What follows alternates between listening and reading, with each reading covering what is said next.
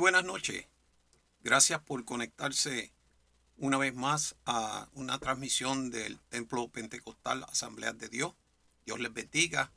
Este es su hermano Rafael Maldonado con la encomienda de presentar la palabra en esta noche. Agradezco al Señor primeramente y a nuestros pastores, reverendo Elías Torres y su esposa Melissa, por esta oportunidad. Una encomienda de grande responsabilidad. Y en esta noche quisiera hablarle bajo el tema Jesús vino y vuelve. Hace un par de años, diciembre de 2021, compartí un mensaje de Navidad. Se llamaba Jesús vino al mundo. Hablábamos en aquella ocasión de lo glorioso que fue la noche en que nació el Mesías. Hablábamos de la manifestación celestial que hubo y cómo la estrella que apareció en el cielo, todas esas situaciones sobrenaturales, eventos milagrosos que ocurrieron para anunciar la llegada del Mesías. Y conectábamos todo eso con la forma en que nosotros aquí en Occidente, mayormente los países cristianos, celebramos la Navidad. ¿Verdad? Reemplazando, porque dicen que la Navidad pues viene reemplazando unos prácticas y unos eventos de índole pagana, ¿verdad? Inclusive algunos dicen que la fecha no es correcta, que la fecha pues no es la correcta y cosas así. Pero hablábamos que todas esas costumbres paganas fueron reemplazadas por la celebración de un hecho histórico, un hecho verdadero. Y hablábamos de que entonces estábamos reemplazando la mentira con una verdad. Y así podíamos abrazar la celebración, porque muchos critican que la iglesia no debe celebrar la Navidad, pero se celebra el natalicio y el nacimiento de muchos hombres ilustres. Y el nacimiento del creador de los cielos, que vino a la tierra a morir, a dar su vida por nosotros, no lo vamos a celebrar. La iglesia lo celebra y lo celebra en victoria. Entonces, en esta noche quiero hablarle de la iglesia del primer siglo, la misión, los retos que tenía esa iglesia en aquel entonces. La misión, los retos, las controversias que se presentaban y hablar también de la iglesia de este siglo. Así que le pido por favor que nos acompañe en la escritura que se encuentra en Gálatas capítulo 4 y vamos a leer desde el capítulo 4, desde el versículo 1 al versículo 7. Dice la palabra del Señor en el nombre del Padre, del Hijo y el Espíritu Santo. Pero también digo, entre tanto que el heredero es niño, en nada difiere del esclavo, aunque es señor de todo, sino que está bajo tutores y cuidadores hasta el tiempo señalado por el Padre. Así también nosotros, cuando éramos niños, estábamos en esclavitud bajo los rudimentos del mundo. Pero cuando vino el cumplimiento del tiempo, Dios envió a su Hijo, nacido de mujer y nacido bajo la ley, para que redimiese a los que estaban bajo la ley, a fin de que recibiéramos la adopción de hijos. Y por cuanto sois hijos, Dios envió a vuestros corazones el espíritu de su Hijo, el cual clama, Abba Padre. Así que ya no eres esclavo, sino hijo. Si hijo, también heredero de Dios por medio de Cristo. Oramos. Señor, te damos gracias por tu palabra. Te damos gracias, Padre, porque ella es fiel y verdadera y digna de ser recibida por todos. Padre, en esta hora, Señor, nos aprestamos a considerar tu palabra y a traer el mensaje que tú has puesto en mi corazón. Ayúdame, Señor, a articularlo, a presentarlo tal como tú lo pusiste en mi mente, en mi corazón, para que sea de nuestra edificación. Padre, sabemos que tu palabra no torna atrás vacía. Ella va y cumple el propósito por el cual tú la envías. Gracias, Padre, en este momento te adoramos y te bendecimos en el nombre de Jesús. Amén. Así que vemos que Pablo está escribiéndole a la iglesia en Galicia, de los Gálatas, en Galicia, esta área cerca de Turquía. La iglesia del primer siglo se preparó y proclamó a Cristo. La iglesia que espera el cumplimiento del nacimiento de Cristo, aquellas personas que estaban esperando el Mesías, lo recibieron. Pero ahora estamos hablando de la iglesia, luego de que como unos años, 63 años después, se está formando, se está proclamando el Evangelio y la iglesia del primer siglo se componía tanto de judíos que habían aceptado al Señor Jesucristo como Salvador y gentiles que llegaban al conocimiento, al Evangelio. Y el mayor problema que tenía esa iglesia, uno de los problemas más significativos, era el hecho de que los judíos entendían que los gentiles tenían que observar las leyes, la ley, que tenían que observar todos los preceptos de la ley. Y es por eso que Pablo entonces escribe a los Gálatas esta carta, porque en el tiempo que vino Jesús al mundo, Pablo dice en el versículo 4 que, pero cuando vino el cumplimiento del tiempo, Dios envió a su Hijo nacido de mujer y nacido bajo la ley, para que redimiese a los que estaban bajo la ley, a fin de que recibiéramos la adopción de hijos. En esa lectura, entonces nos está diciendo Pablo que cuando vino el cumplimiento del tiempo, o sea, Dios envió a su Hijo a nacer bajo la ley, por su humanidad, hijo de mujer, para mostrar su humanidad, y bajo la ley, porque era un judío y estaba bajo el cumplimiento de la ley.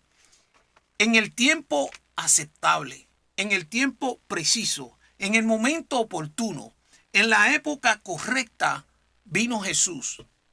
Cuando todo lo que el escenario que rodeaba aquellos tiempos era el indicado. El Padre envió a Jesús el Hijo en el tiempo señalado por él. Y él hace énfasis de la deidad de Jesús, porque es el Hijo, nacido de mujer, hablándonos de su humanidad, nacido y sujeto a la ley, porque él vino a cumplir la ley. Entonces, cuando él vino a llevar a cabo el sacrificio perfecto para librarnos del pecado y darnos vida eterna. Esa era la misión de Jesús. Dejó su trono, se despojó de su gloria y vino y habitó entre nosotros. Es la razón de la Navidad. Por eso es que celebramos Navidad, porque Cristo vino al mundo. El Hijo de Dios vino al mundo para salvarnos. Es la verdadera razón de la Navidad. Cristo mora en nuestros corazones. Y la Escritura dice, Emmanuel, Dios con nosotros, Dios en nosotros. Porque fíjate que dice que vino también y nos dio el Espíritu Santo. O sea que Cristo moró entre nosotros y ahora mora en nosotros por medio del Espíritu. Nuestra celebración es todo el año, hermano. Todo el año la iglesia celebra el nacimiento de Jesús en nuestros corazones. Yo digo, y es personalmente, ¿verdad? Mi opinión, que ahora, en esta época, el mundo se une a la iglesia a celebrar el nacimiento de Jesús, porque nosotros lo celebramos todo el año. Así que es una celebración si es que están celebrando a Jesucristo, porque muchos celebran la Navidad, pero en realidad no tienen a Cristo. O sea, que celebran otras cosas, tiempo libre, días de fiesta, happy holidays, pero no están hablando de que Jesucristo es el Hijo de Dios que vino al mundo. ¿Me entiende? Y muchos lo celebran, pero no tienen a Cristo.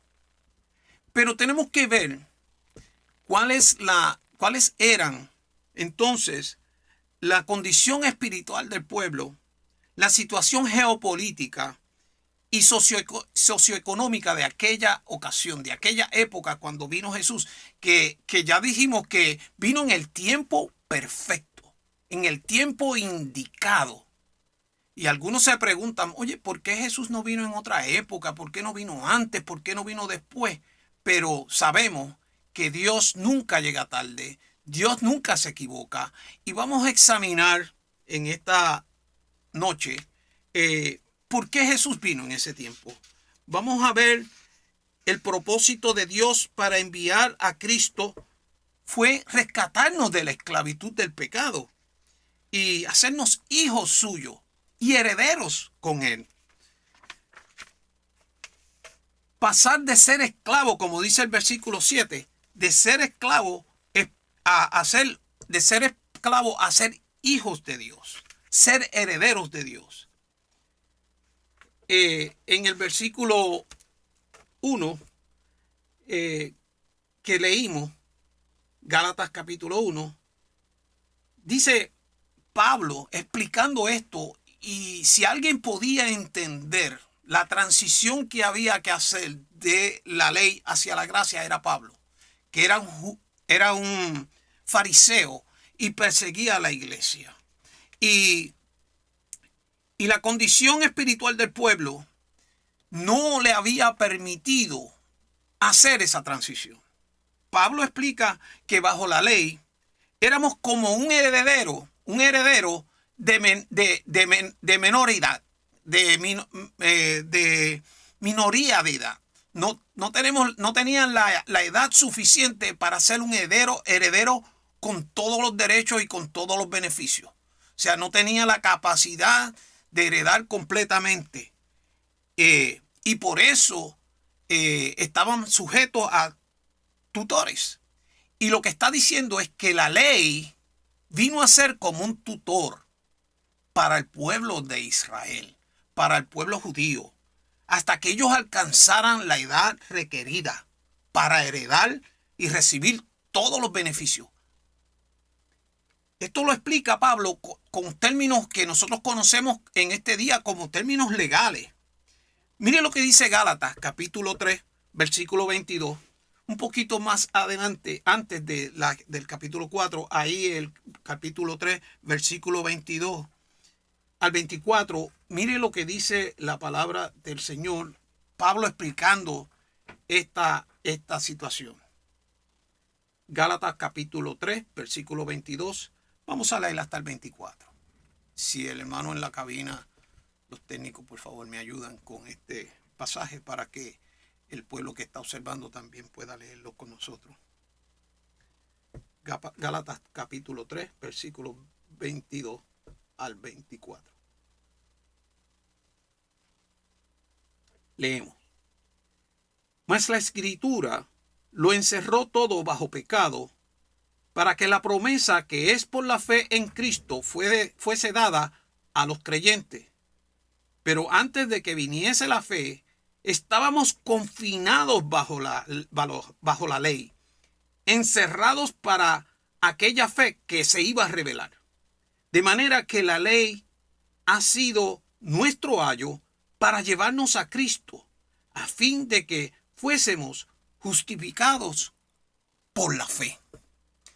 Ese pasaje que leímos explica bien lo que dice el versículo 1, que estaba el versículo 1 del capítulo 4 que leímos.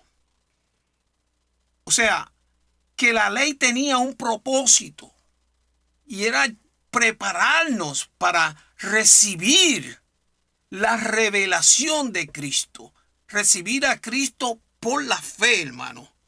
Y el versículo 3 le dice que estábamos, que éramos niños y estábamos en esclavitud bajo los rudimentos del mundo. Rudimentos del mundo. O sea, está hablando de la práctica básica, lo elemental de la religión, cualquier religión que fuera. Porque acuérdense, ahí también habían paganos y habían judíos. De dos pueblos Dios hizo uno, y esa nueva iglesia, la iglesia del primer siglo, habían tantos judíos como también gentiles que practicaban otras religiones. Pero Pablo le está diciendo que eso eran rudimentos. La ley era un rudimento, era una práctica básica, elemental, que esclavizaba a la persona. La persona era esclava porque a pesar de todos los rituales que continuamente se hacían, no quitaban el pecado, solamente lo cubrían, lo tapaban. Y se refiere a los principios sencillos, al sistema de sacrificios de todo el sistema de sacerdocio abrámico, de arónico. Pensando que podían salvarse, se esclavizaban intentando cumplir, pero fallaban en el cumplimiento. Por eso es que Pablo dice que se esclavizaban. Un agravante de esto era que en esa situación los fariseos habían añadido sus propias doctrinas religiosas, hermanos. Lo habían complicado. Fíjense, y las enseñanzas de esos líderes que habían llevado a cabo, esos líderes, no había permitido que el pueblo comprendiera. No habían preparado al pueblo para que comprendieran que la ley era un símbolo, era un señalamiento. Todo señalaba, todos los sacrificios señalaban a Jesucristo, al Hijo de Dios, que iba a venir en un tiempo específico para revelarnos a Dios por la fe y hacernos hijos de Dios. Pagar el precio por los pecados que el sistema de sacrificio no podía cubrir ni pagar. No se podía cumplir con eso, solamente era pasajero. Entonces, el trabajo de los líderes era capacitar al pueblo, pero ellos siguieron añadiendo. Y como le dije, Pablo es un hombre que era fariseo. Pablo es una autoridad que ha vivido esto. Él sabe lo que está y lo que está diciendo. Entonces, le está diciendo que las enseñanzas que ellos mismos trajeron no capacitó al pueblo. El mismo Moisés, en el capítulo, en Números 11:29, cuando llaman a unos hombres que Moisés se queja de la carga y le dice que recoja un grupo de hombres para que ellos le ayuden y ministren y la carga se le alivie. Dos hombres, Eldad y Medad, profetizan y Josué, era un joven en aquel entonces, le dice, oye, vamos a impedírselo. Pero Moisés le respondió en Números 11:29, le dice, ¿tienes tus celos por mí? Ojalá todo el pueblo de Jehová fuese profeta y que Jehová pusiera su espíritu sobre ellos. Óigame, Moisés tenía una clara visión y un entendimiento completo de lo que Dios quería llevar a cabo, del cumplimiento de lo que Dios quería, que el pueblo creciera, que el pueblo madurara, que el pueblo entendiera, que el pueblo se acercara más a Dios. Moisés lo entendía y esa declaración que él hace ahí nos lo indica. Él respondió que el pueblo completo podía lograrlo, pero no fue así. Óigame, y es que la responsabilidad de ser líder, de liderar, es una responsabilidad muy seria. es algo muy serio, porque estamos hablando de la eternidad. El reverendo Nestalí Padilla el martes en la noche nos predicó acerca de eso, de la preparación que nosotros tenemos que hacer en este tiempo, en esta vida, para la eternidad. El pueblo de Dios tenía que ser preparado, y Moisés entendió bien el propósito. La nación en general rechazó a Jesús. Cuando Jesús llegó al mundo en el tiempo preciso que el Padre dice, que Pablo dice que el Padre determinó que era el tiempo, el pueblo no reconoció al Mesías porque no había alcanzado la madurez espiritual necesaria, y esto era la responsabilidad de los líderes. Era responsabilidad de los líderes enseñar esto. Me acuerdo un ejemplo, cuando sale la noticia en Belén de que ha nacido el Mesías, y el rey de turno era Herodes. Él manda a buscarla en los libros. Mira, ¿dónde es que dice la profecía que nace? Y le dijeron en Judá de Belén. Ahí buscaron, ¿ves? Pero no habían sido responsables y consultar las escrituras en todo esto que estaba ocurriendo, hermano. Óigame, quiero que me consideremos Santiago capítulo 3 versículo 1, porque es una responsabilidad grande, hermano. Por eso es que Santiago capítulo 3 versículo 1 dice: hermanos míos, no os hagáis maestros muchos de vosotros, sabiendo que recibiréis mayor condenación. O sea, la responsabilidad del liderato, hermano, de aquel tiempo y de ahora, es preparar al pueblo. Es preparar la iglesia, es prepararlo espiritualmente para que tengan el entendimiento completo de las Sagradas Escrituras, hermano, según está escrito.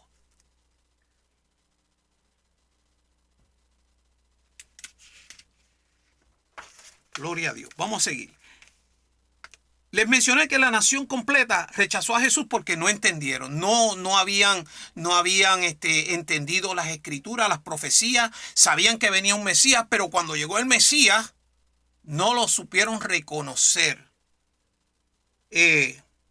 Los líderes habían añadido sus propias doctrinas y se esclavizaban en cumplir la ley. Los líderes religiosos del tiempo de Jesús, cuando Jesús vino, hacían la conexión física con Dios por su descendencia, pero no hacían la conexión espiritual con Dios. No pudieron comprender, no pudieron tener la comprensión de lo que Dios estaba haciendo, de lo que Dios, del propósito de Dios, de lo que se suponía que la ley hiciera, era señalar el pecado, y que el pecado necesitaba y conllevaba un pago, que el pago del pecado es muerte, y Cristo vino a llevarlo a cabo una vez y para siempre, y el pueblo no lo pudo entender. El liderato de la iglesia es una responsabilidad muy seria, hermano. Se trata de dirigir al pueblo de Dios para que crezca, madure en su relación con Dios y reciba todos los beneficios de hijos que están estipulados por Dios. Y habrá que rendirle cuentas a Dios por lo que enseñemos, por lo que prediquemos. Por eso es que cuando a mí me toca predicar la palabra, yo digo, esto es una responsabilidad muy grande, porque estamos hablando de un impacto que es eterno, hermano. Hay que prepararse para la eternidad. Nos predicaba el reverendo Padilla. Hay que prepararse para la eternidad. Cristo dijo: ay de aquel que haga caer a uno de mis pequeñitos que creen en mí. Mateo 18:6. ay de aquel que haga caer a uno de mis pequeñitos. Wow, esto es serio, hermano. Entonces, por esa razón, Cristo criticó severamente y amonestó fuertemente a los líderes fariseos, llamándolos hipócritas. Las palabras más fuertes que Jesús utilizó, las utilizó contra estos líderes, hermano. Por las razones que le estoy explicando. Eran ciegos sin visión. No tenían dirección de Dios. Y observaban prácticas y ordenanzas por encima de la ley. O sea, le daban más autoridad a las doctrinas de ellos que a la misma ley. Quiero presentar un ejemplo. Un ejemplo que se encuentra en Mateo capítulo 15, del 1 al 7. Si el hermano en cabina, los técnicos en cabina, por favor me ayuden. Mateo capítulo 15, del 1 al 7. Mire lo que dice la escritura. Entonces se acercaron a Jesús ciertos escribas y fariseos de Jerusalén diciendo: ¿por qué tus discípulos quebrantan la tradición de los ancianos? ¿Por qué no se lavan las manos cuando comen pan? Respondiendo él le dijo: porque también vosotros quebrantáis el mandamiento de Dios por vuestra tradición. Le contestó con una pregunta, como hacían los maestros. Porque Dios mandó diciendo: honra a tu padre y a tu madre, y el que maldiga al padre o a la madre muera irreversiblemente. Pero vosotros decís: cualquiera que diga a su padre o a su madre, es mi ofrenda a Dios, todo aquello con lo que pudiera ayudarte. Ya no ha de honrar a su padre o a su madre. Así habéis invalidado el mandamiento de Dios por vuestra tradición. Y el 7 dice: hipócritas, bien profetizó de vosotros Isaías cuando dijo: este pueblo de labios me honra, mas su corazón está lejos de mí. El 8 también lo leímos. Mire, hermano, lo que está sucediendo es que eso le llamaban el corbán. Esa práctica le llamaban el corbán, y lo que hacían era que era una práctica engañosa, porque decían que si había algo con que podían ayudar a Dios, a sus padres, decían: no, esto es para ofrenda, llevarlo al templo, esto es para Dios, este es el corbán. Le llamaban el corbán. Una práctica engañosa, óigame, y así invalidaban el mandamiento número 5, el quinto mandamiento de honrar padre y madre para que te vaya bien y todo lo que hagas en la tierra prospere. Ese es un ejemplo del por qué Jesucristo los criticó severamente. Óigame, nosotros tenemos que cuidarnos de las prácticas engañosas. A Dios no lo podemos engañar. Aún así, cuando Cristo vino, hubo gente que creyó. Pocos creyeron. Algunos líderes, algunos sacerdotes, también dice la escritura, que creyeron. Pero nada de esto tomó a Dios por sorpresa. Y era el tiempo perfecto. Así estaba la situación espiritual de aquel tiempo. Pero miren lo que dice Juan capítulo 1, versículo 11 al 13. A los suyos vino y los suyos no les recibieron. Mas a los que les recibieron, a los que creen en su nombre, les dio potestad de ser hijos de Dios, los cuales no son engendrados de sangre ni de voluntad de carne, ni de voluntad de varón, sino de Dios. A los que creyeron, Pablo le explica que Cristo vino para redimirnos, para darnos la adopción de hijos. Y los que creyeron, los que hemos creído, somos llamados hijos de Dios. Y el Espíritu Santo pasa a morar en nosotros, hermanos. Eso era para aquel tiempo, eso era también para aquella gente, eso era para el pueblo de Dios. Pero la mayoría no pudo. Y a la medida que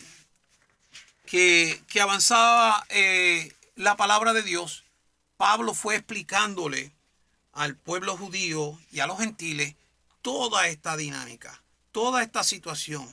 Así que, que no podemos, hermano, dudar de que Dios estaba dando oportunidad al pueblo para que el pueblo se moviera a conocer más a Dios, a estar en la perfecta voluntad de Dios, a recibir los beneficios de hijo. Entonces quiero que ahora veamos cuál era la situación geopolítica del tiempo. Ya vimos cómo estaba la situación espiritual, porque estamos viendo entonces por qué Dios escogió ese tiempo para venir, por qué para enviar a Jesús su hijo. Israel estaba bajo el Imperio Romano y el Imperio Romano controlaba toda aquella área, toda aquella situación, aquella comarca, aquel territorio, el mundo conocido, lo controlaba Roma. Y a la medida que ellos iban avanzando, ellos conectaban los lugares con carreteras, construían carreteras, y las carreteras era para movilizar sus fuerzas, era para movilizar las fuerzas de ellos rápidamente y aplacar cualquier opresión o cualquier oposición que hubiera. Para ese tiempo también la navegación, que fue también utilizada para la guerra, también ahora era medio de transportación y de comercio en ese mundo conocido. O sea, que había evolucionado al punto que ahora se movían la gente de un sitio hacia otro lado y Israel había conectado los lugares con carreteras y la pavimentaban con piedra, hermano, y quedaban bien hechas y duraderas para mover su equipo, pero eso empezó también a utilizarse para el comercio. Y Dios iba a utilizar todo esto para expandir la palabra de Dios en el mundo aquel conocido. En los tiempos de Israel, en los tiempos de Jesús, Roma gobernaba toda aquella comarca, todo aquel mundo conocido. Y aunque Israel no tenía muchos recursos naturales, sí estaba localizada en un punto donde para conectar con Egipto, para conectar con el mar Mediterráneo, la área de donde estaba Israel, esa región era un punto central. O sea que facilitaba el comercio, y por ahí entraban personas con diferentes idiomas, con diferentes monedas. Por eso es que usted ve que en la Biblia, el Nuevo Testamento, habla del dracma y habla de la moneda de César y todo eso, porque todo eso se estaba pasando. Y toda esta situación Dios la iba a utilizar para también expandir el evangelio, los diferentes idiomas.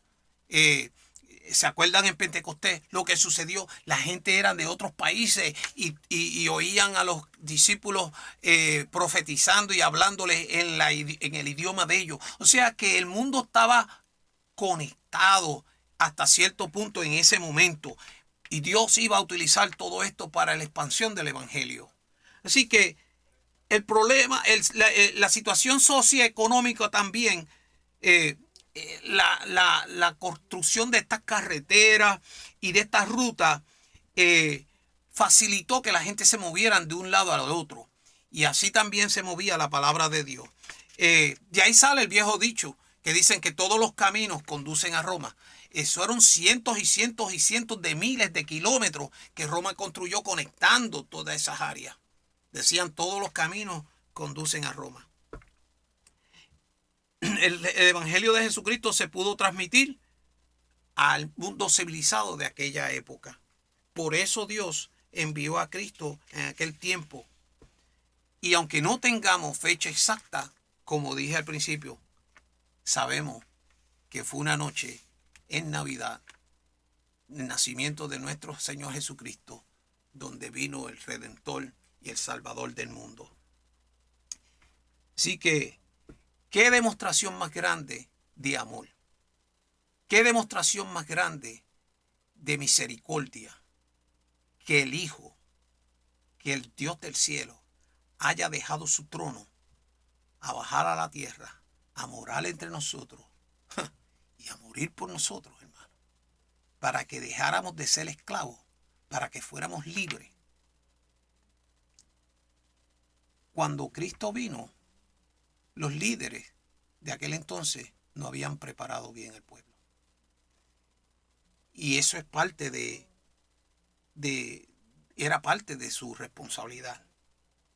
El tiempo de la ley había caducado.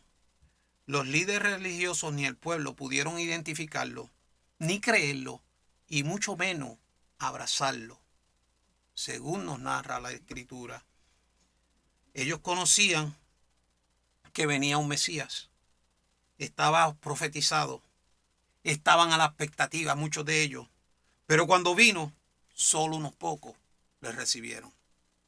A los suyos vino, mas los suyos no les recibieron. Pero los que le recibieron, los que creen en su nombre, les es dado potestad de ser llamados hijos de Dios. Eso me lleva al segundo punto.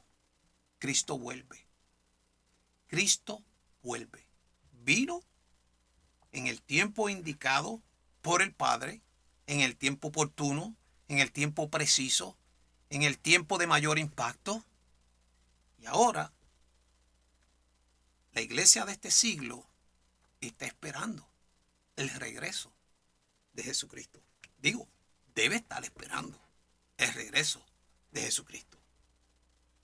La iglesia de este tiempo también tiene unos retos y controversias, pero tenemos la responsabilidad de la palabra, de enseñar la palabra tal y como está escrito, para que estemos bien informados y preparados para el evento que estamos esperando, hermano. Creemos que Cristo viene y estamos viendo los últimos tiempos. Muchos creemos que estamos en los últimos tiempos. Yo quiero compartir con ustedes una encuesta que realizó una entidad que se llama Pew, P-E-W, y le pido a mis hermanos, por favor, que me presenten la gráfica de una encuesta que realizó esta entidad, que es una entidad sin fines de lucro. Ellos están basados en Washington y ellos, me deja la gráfica puesta ahí, por favor. Ellos son una entidad no partidista con base en Washington que realiza estudios demográficos, encuestas para informar al público sobre temas, analizando tendencias y hablándole a la población del mundo sobre las tendencias y sobre lo que está ocurriendo. Esa encuesta fue realizada en abril del 22. Saqué ahí un dato y si usted quiere puede ir a Pew Research Center y ver la encuesta completa con todos los comentarios. Pero quiero traerle algo porque no es pertinente para la iglesia de este siglo, hermano. Fíjense, Pew es un nombre, significa banco. Por ejemplo, en inglés, y quiero decirle esto porque está gracioso, curioso el nombre. El púlpito se llama pulpit, pero cuando usted está en la banca se llama pew. Este Research Center se llama la banca de la iglesia, el banco de la iglesia. Así se llama esto. Y como le dije, es sin fines de lucro. Miren la pregunta que le hacen a 10.156 personas. ¿Cree usted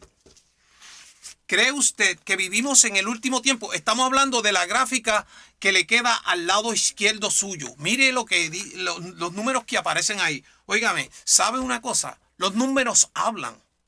Los números hablan. Mire lo que nos dice esta encuesta. ¿Cree usted que vivimos en los últimos tiempos? Mire la mayor población, fue realizado en Estados Unidos. Mire lo que dice la población del 39% de toda la población de los 10.156, que esto es, ¿verdad? Esto es una representación, esto es una una prueba, una que prueba el pulso para sacar conclusiones completas, son estadísticas. El 39% dice sí, que estamos viviendo en los últimos tiempos. Mire lo que dicen los cristianos. Ahí está el breakdown, el resumen de lo que dicen. El 47% de los cristianos dice que sí. De los protestantes, que son evangélicos, dice que son 55%. Los protestantes son 55%. Los evangélicos dicen que son 63% de los evangélicos. Dice, sí, estamos viviendo en el último tiempo. Y eso que dice ahí, mainline Christians, esos son las iglesias que son que no son evangélicas, protestantes, evangélicas, sino que son las iglesias episcopal, la luterana, presbiteriana, metodista, bautista americana. Esas son las mainland. Y ellos dicen que el 31% dice que sí, estamos en los últimos tiempos. 27% de los católicos. Y esta Historical Black son las iglesias afroamericanas que están desde el tiempo de la esclavitud. Son tradicional, son históricas. El 76% de ellos entrevistados de esa religión dicen que sí, que estamos en el último tiempo. Ahora, quiero que veamos la próxima gráfica. Mire hacia el lado derecho ahora. Ahí la pregunta es, ¿cree usted que Jesús regresa a la tierra? El 55% de los entrevistados dice que sí, que Jesús regresa a la tierra. Los cristianos, el 75% dice que sí. Cristiano es, incluyendo los católicos, los mainland, todas las religiones y denominaciones juntas. De esos, los protestantes, cuando son aparte, sin dividirlo, el 82%. Ahora mire los evangélicos. Nosotros somos una iglesia evangélica. El 92% dice que Cristo viene. Y yo pienso que esa cifra debe ser 100%, hermano. Si hay un 8% que no sabe o que no cree, ¿qué le están enseñando? Seguimos. El mainline, como le dije, el mainline, que son iglesias presbiterianas, metodistas, episcopal y demás, dice que el 64% dice que sí, que Cristo regresa. Los católicos, dice el 63% que Jesús regresa. Y las iglesias históricamente negras, afroamericanas, el 86%. O sea, mire lo que nos está diciendo esta información. Ahora, quiero que note algo. Vaya con la mirada y vaya allí donde dice unaffiliated, no afiliado. Mire lo que dice ahí. Ateos. Atheist. 1%. 1% de los entrevistados ateos piensan que Jesús regresa a la tierra. ¡Wow! ¿No le parece impactante eso? Óigame, eso significa que 101 personas que se declaran ateos piensan que Jesús viene a la tierra. Gracias, hermano. Óigame, eso quiere decir que el porciento de la iglesia debe ser 100%, hermano. Debe ser por ciento, los evangélicos debe ser 100%. ¿Qué están aprendiendo? Es la iglesia. Porque esto toma el pulso, hermano. Esto es una medida. Esto es una medida extraída para tomar unas conclusiones. Es una encuesta. Pero mire lo que revela esa encuesta. Jesús mismo, ya puede quitar la gráfica, hermano. Gracias. Las profecías y los acontecimientos mundiales nos indican que sí, que la venida de Cristo está cerca. Y tenemos la responsabilidad de anunciarlo. Jesús enseñó que Él regresaría a la iglesia, a la tierra, hermano. Lo dijo a sus discípulos que necesitaban estar preparados. Tengo muchos pasajes aquí, pero como el tiempo lo apremia, solamente le voy a leer un pasaje que se encuentra en Mateo 24, de muchas cosas que Jesús dijo cuando le preguntaban si iba a sobre los tiempos, ¿verdad? Mire lo que dice ahí, 24, capítulo 24, versículo 42. Dijo que tenemos que estar preparados. Velad pues, porque no sabéis a qué hora ha de venir nuestro Dios, Señor. Velar. Tenemos que velar. Tenemos que estar esperando, velando y preparando, hermano. Preparando. La iglesia tiene que predicar y enseñar que Cristo viene. Es la responsabilidad de la iglesia. Tenemos que preparar las vidas para la eternidad. Como decía nuestro hermano el martes. Cristo va a regresar a la tierra y va a reinar. Va a ser el cumplimiento de lo que empezó en Belén, en aquel pesebre, que continuó en la cruz. Y cuando Jesús ascendió al cielo, dejó esta instrucción: velad, velad, porque no sabéis la hora. Y desde los tiempos históricos, desde el tiempo del primer siglo, la iglesia está velando, porque es la única forma de mantenerse preparado, hermano. Preparado es velar.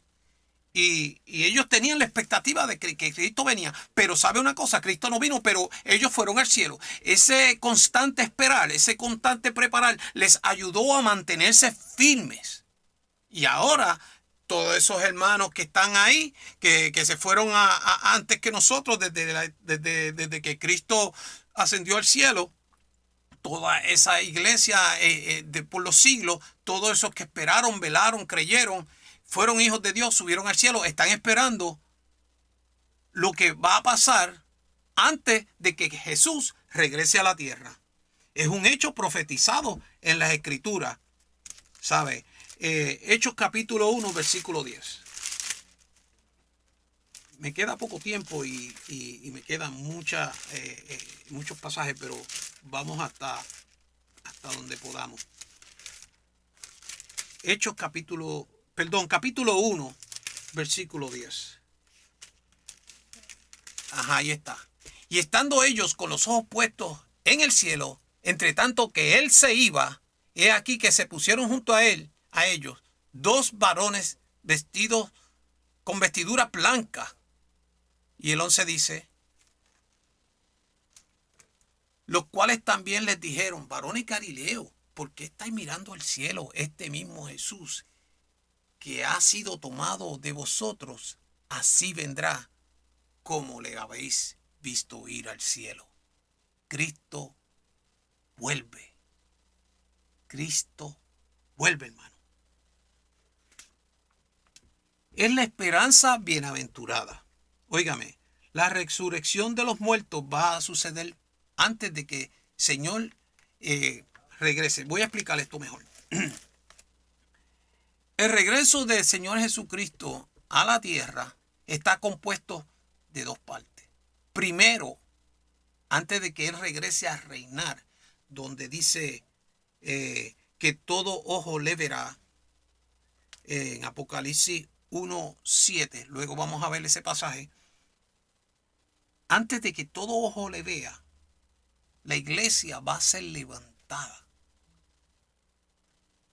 Gracias. No, hermano, ya mismo lo vamos a ver. La iglesia va a ser levantada en lo que nosotros conocemos como el rapto. Primera de Tesalonicenses, para que vea la escritura lo que dice. Primera de Tesalonicenses 4, versículo 16 al 17. Mire el acontecimiento que estamos esperando. Eso es lo que estamos esperando nosotros en la iglesia. Eso es lo que estamos enseñando. Porque el Señor mismo, con voz de mando, con voz de arcángel y con trompeta de Dios, descenderá del cielo y los muertos en Cristo resucitarán primero. Ahí está toda la iglesia de todos los tiempos, hermano, que fueron salvos. Luego nosotros, los que vivimos, los que hayamos quedado, seremos arrebatados juntamente con ellos en las nubes para recibir al Señor en el aire. Y así estaremos con Él siempre. Siempre con el Señor. Así estaremos siempre con el Señor. Aleluya. Esa es la esperanza bienaventurada. Nosotros somos una iglesia que pertenecemos al concilio de las asambleas de Dios. Eso está recogido y es parte de nuestras verdades fundamentales. Esa es la verdad fundamental número 13. La esperanza bienaventurada, que la iglesia se va al cielo con el Señor a celebrar la boda. ¿Está usted preparado? A celebrar la boda con el Señor. Y luego de 7 años va a haber un regreso.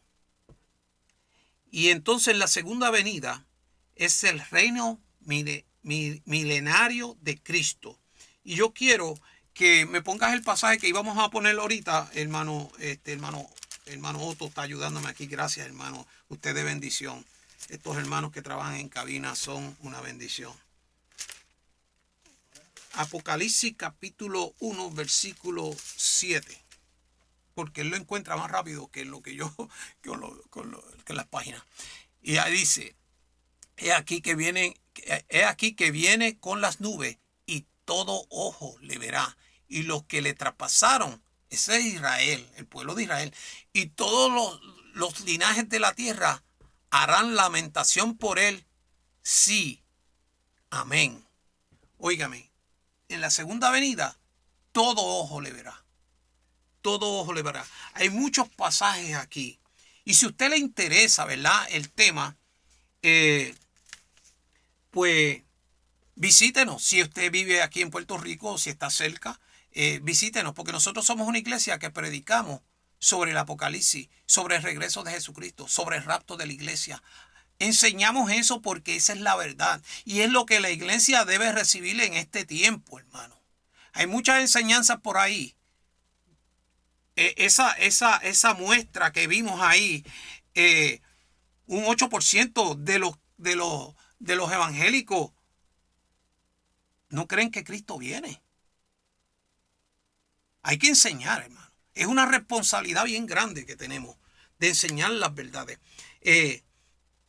Así que si usted no conoce al Señor, abra su corazón, porque Cristo vino para que usted dejara de ser esclavo del pecado, pasara a ser hijo y adoptado como hijo. El Espíritu Santo pasa a morar en su corazón y entonces usted recibe todos los beneficios de hijo y el Dios del cielo y el Espíritu Santo pasa a morar en su vida. Eso se llama la conversión, hermano. Si usted desea más información sobre el tema, yo le invito a que busque una iglesia de sana doctrina para que reciba la enseñanza y la preparación que necesita. Una sana doctrina. Oiga, 4 puntos de la sana doctrina. Jesucristo salva. Jesucristo sana. Bautiza con el Espíritu Santo y viene. Eso es sana doctrina. Eso le prepara a usted para la eternidad con Cristo. Eso le prepara a usted para que conozca y se acerque más a Dios. Porque cuando usted recibe el Espíritu Santo, entonces se forma en usted el carácter de Cristo. Y usted comienza entonces a ver con los ojos del Señor. Cuando usted comienza a mirar a los demás y no a mirarse a sí mismo, sino a preocuparse por las vidas que se pierden, sino a preocuparse por cómo el mundo anda y a interceder ante el que puede cambiar las cosas. Y entonces usted se va moviendo en la dimensión espiritual, en el conocimiento espiritual, en lo que Dios quiere. Usted se va moviendo en la voluntad del reino. Usted se va moviendo en lo que Dios quiere, porque Dios está esperando el momento oportuno. La iglesia de hoy, de este siglo, tiene que estar preparada. Nosotros estamos esperando que Dios diga cuál es el momento. Óigame, muchos piensan que desde que tienen uso de conciencia o de memoria, pues no ha pasado nada. Y no es que Dios no se le haya olvidado. Es que Dios está esperando el momento oportuno. Segunda de Pedro, capítulo 3, versículo 8. El tiempo no es un factor para Dios. Para Dios un año es como 1000 días y 1000 días como un año. Lo que el Señor está esperando es cuándo va a ser el mayor impacto. Eso está en una sola potestad. Eso está en la potestad del Padre y del Hijo y del Espíritu Santo. Pero Dios sabe cuál es el momento. Nuestra responsabilidad es estar preparado. Nuestra responsabilidad es predicarlo y enseñarlo, hermano. Así que recibirás el mayor regalo, la mejor heredad cuando Cristo venga. Cuando Cristo venga, reinaremos con Él. Si usted no ha recibido a Cristo como su Salvador, abra su corazón, haga una oración sencilla, una oración sincera y dígale: Señor, creo que tú viniste al mundo una vez y moriste por mis pecados. Y en la cruz del Calvario derramaste tu sangre para pagar el precio, para darle el precio de los pecados. Y yo reconozco que soy pecador y me arrepiento de mi pecado y te recibo como mi Salvador. Esta es la época ideal. Siempre hay un buen momento, nunca es un mal momento para recibir al Señor. Pero si usted quiere recibir el mejor regalo de su vida, en este tiempo que están haciendo muchos regalos y que todo el mundo se regala, reciba el regalo que el Padre le da. Reciba la salvación en Cristo. La salvación de su alma es el mejor regalo que usted va a recibir. Amén. Cargarás entonces con la promesa de la vida eterna. El milagro más grande. ¿Habrá otro milagro más grande que ese? Que usted reciba la vida eterna. Tendrás los beneficios que ofrece el reino de los cielos, porque serás hijo de Dios.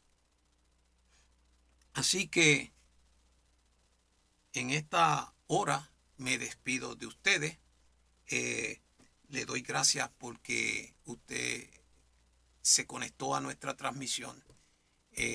Si usted no tiene una iglesia donde congregarse, como le dije anteriormente, esta iglesia está ubicada en el barrio Atotejas de Bayamón. Usted puede visitarnos. Ahí está la dirección en pantalla. Carretera 862, kilómetro 1.8 en el barrio Atotejas en Bayamón. También los teléfonos los ponemos en pantalla si usted necesita la oración, si usted necesita que oren por usted. Siempre estamos aquí para adorar, para alabar al Dios del cielo y para orar por los que necesiten. Es la encomienda. Tenemos que estar preparados. Estamos en los últimos tiempos y Cristo vuelve. Dios les bendiga. Que la paz del Señor esté con usted y que tenga una feliz Navidad.